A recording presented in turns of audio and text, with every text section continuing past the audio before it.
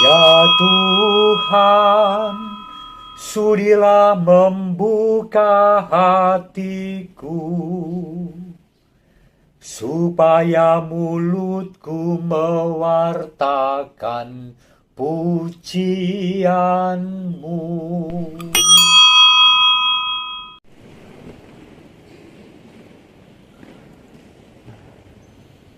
Allah ditinggikan dengan sorak-sorai, Allah ditinggikan dengan sangkakala. Pernah dengar lagu itu? Belum, pasti belum. Udah, belum? Mas Pur udah? Mas Pur apa bukan itu? Belum, waduh. Sekarang ikuti satu ayat ya, teriak ya. Allah ditinggikan dengan sorak-sorai, yuk.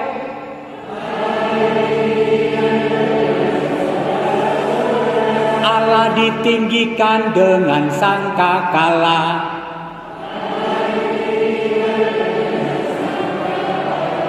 Allah ditinggikan dengan sorak-sorai.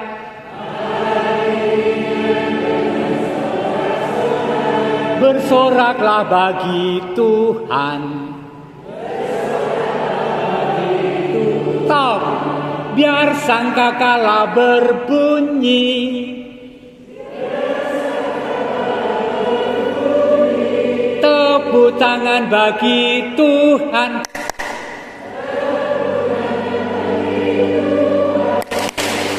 Allah ditinggikan, Allah diagungkan, Allah diagungkan, tinggi.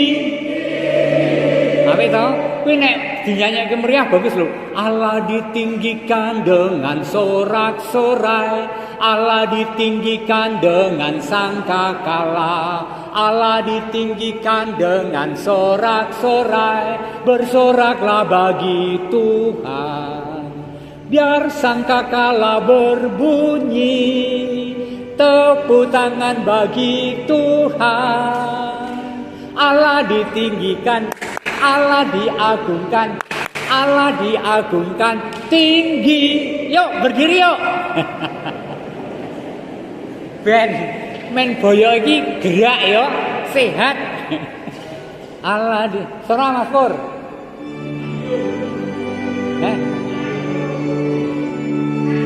Oh seru.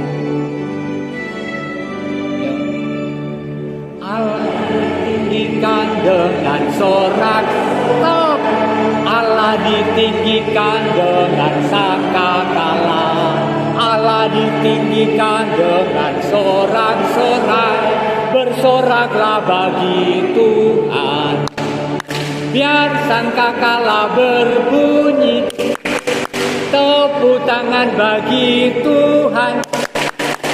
Allah ditinggikan, Allah diagungkan, Allah ditinggikan. Loncat, semangat loh. Nah saudara-saudara, gerakan Pentekostal Kristen itu mewabah di mana-mana. Dan seringkali kita mengkritik mereka tanpa melihat bahwa Amerika Latin bergerak dari Katolik menjadi Kristen Protestan, Kristen Pentekostal. Mau datanya, saya sudah membaca lebih dulu. Tahun 1960 itu umat Katoliknya 90%. Banyak. Jadi Bolivia, Chile, Brasil, Argentina dan seterusnya sebagian besar Katolik. Kemudian akhir-akhir ini ada gerakan Pentekostal, gerakan pengkristenan yang bukan Katolik. Dan mereka berhasil karena data tahun 2014 umat Katoliknya tinggal 69%. Serem loh ini. Turunnya berapa itu? 21% drop. Kemudian tahun 2018 tinggal 57% yang Katolik. Yang lain tidak selalu menjadi Kristen Pentekostal, tetapi juga tidak beragama lagi. Challenge untuk kita gereja Katolik adalah beranikah nututi itu. Dan harus berani dong. Tidak leha-leha dengan struktur, dengan ibadah, dengan apapun yang seolah-olah semua serba mapan dan don't rock my boat. Jangan menggerakkan boot saya, perahu saya di laut, nanti malah gelimpang. Enggak dong, berani bergerak untuk sungguh-sungguh mewartakan dengan kobaran api roh kepada siapapun. Kunci mereka apa? Tentu saja ada banyak rumus yang mereka lakukan sehingga penginjilan berhasil. Di antaranya adalah kobaran api Roh Kudus yang sudah diletakkan pada diri seorang yang dibaptis, dibangkitkan dalam kesadaran bahwa diutus. Dan itu bukanlah imam, itu bukanlah bruder atau suster, tetapi setiap pribadi yang mengalami pembaptisan Tuhan. Dan itu adalah Anda, dan itu adalah awam. Maka tepuk tangan untuk awam. Gerakan-gerakan Pentekostal itu bukan oleh imam, Rano Romo. Gerakan-gerakan itu oleh setiap pribadi yang merasa disentuh oleh Roh Allah. Dan itu Anda mengalami dalam sakramen-sakramen yang kita rayakan, saudari-saudara. Sedih mendengar data itu. Data lo ini orang karangan lo. Anda bisa cek di Google ya. Data. Dan betapa seolah-olah kita itu nggak mau bergerak gitu kan. Padahal kita juga bisa seperti mereka loh ya. Ketika Anda tadi mendengar lagu Allah ditinggikan dengan suara orang Protestan Romo, karismatik Romo, langsung menolak. Padahal kita juga banyak lagu-lagu loh. Misalnya bangunlah dada kelana, hirup nafas iman yang baru. Ning nyanyi iki dadi beda. Bangunlah dada kelana, hirup nafas, ngantuk. Ya kan? Padahal ada banyak.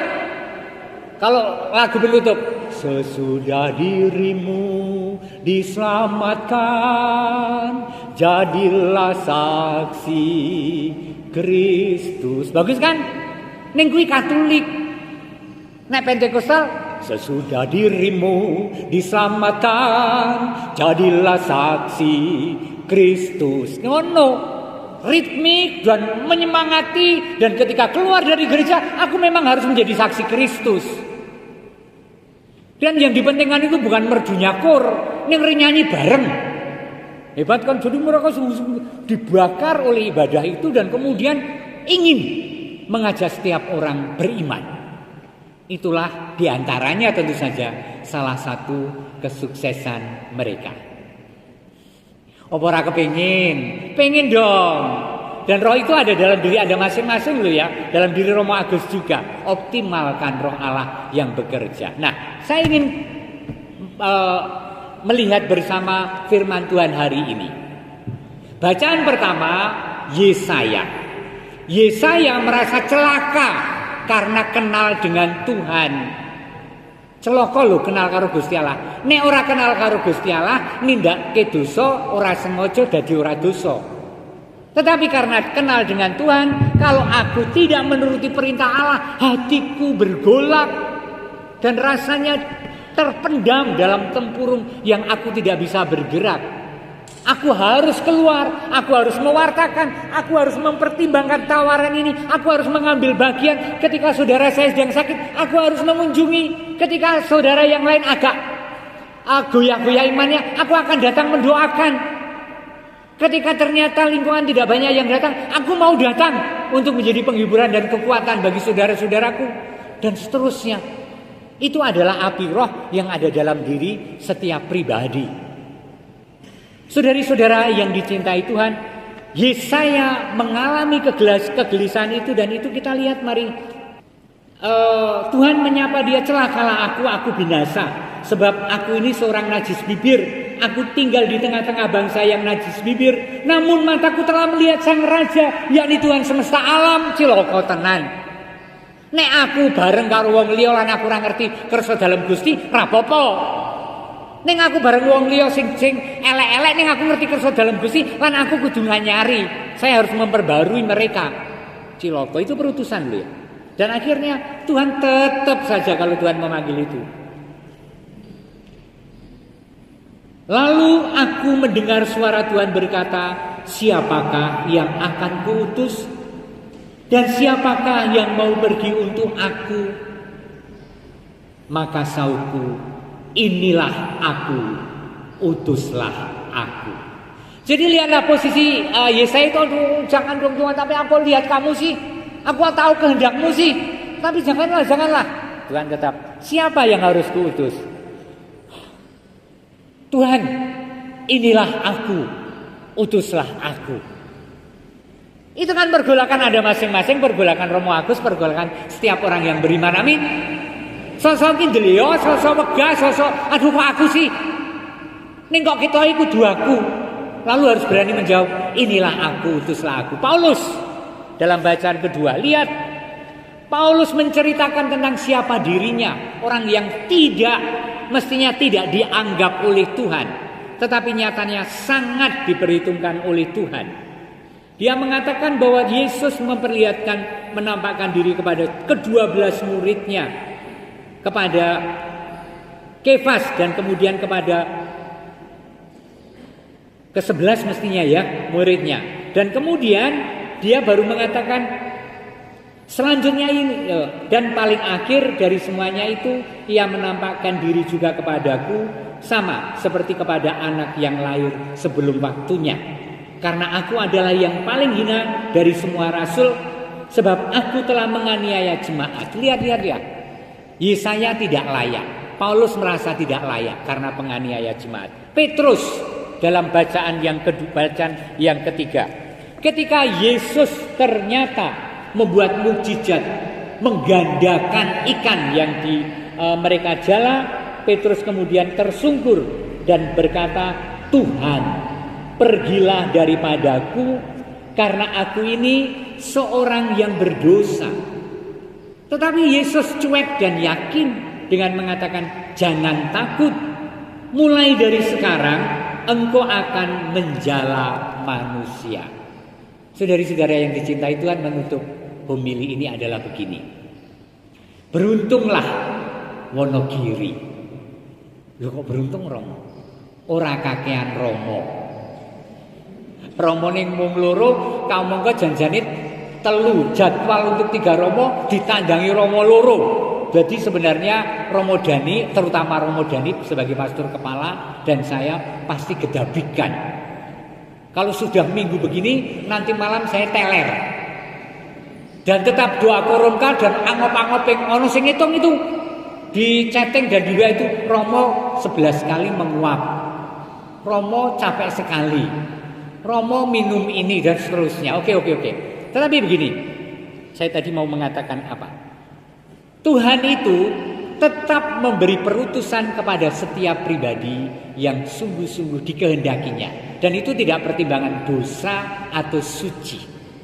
Nah, saudari-saudara, di kota, kebanyakan kota, entah karena apa, Romo-Romo itu berkumpul banyak. Saya memberi kesaksian saja. Ketika saya di Bintaran, saya berlima dengan umat 3.000. Dan paling jauh itu mungkin 7 kilo. Berlima. Nanti bingung ngatur menjadwal misa karena kakean Romone. Di Kidologi sebelum pindah ke sini, saya berempat. Saya pastor kepalanya. Ada Romo Vikep, ada Romo Sepuh, ada Romo yang persiapan studi. Banyak. Ya. Tetapi karena terlalu sedikit, Anda awam panggilannya menjadi lebih relevan untuk peduli pada sesama, pada lingkungan, pada kelompok kategorial, pada sedulur dalam hal iman, kepercayaan, dalam hal kesaksian hidup, dalam hal merengkuh, dalam hal kunjungan, dalam hal belajar kitab suci bersama. Kalau di kota itu bahkan Romowe ditelepon mergo arep rosarionan. Romo kula aturi rawuh badhe rosario, Romo ingkang mimpin. Rosario wae kok romone. Ya toh? Itu di kota. Tetapi di desa enggak. Apapun Anda melakukan sendiri dan ngerimo ning bener. Ana sing tilar, ana sing kapundhut Gusti. Romonya pas enggak bisa, Anda juga dengan lega, dengan penuh iman mendoakan dan menguburkan, karena memang menguburkan itu tidak harus romonya. Tetapi Anda sangat paham dengan itu. Hebat kan? Ya, tepuk tangan untuk Wonogiri.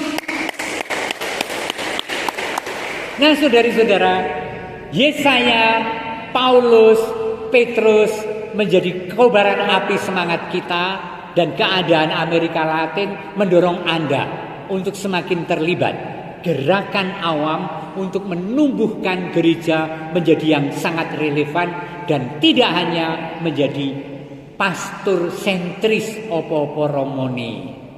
Amin. Ya Tuhan, sudilah membuka hatiku, supaya mulutku mewartakan pujianmu.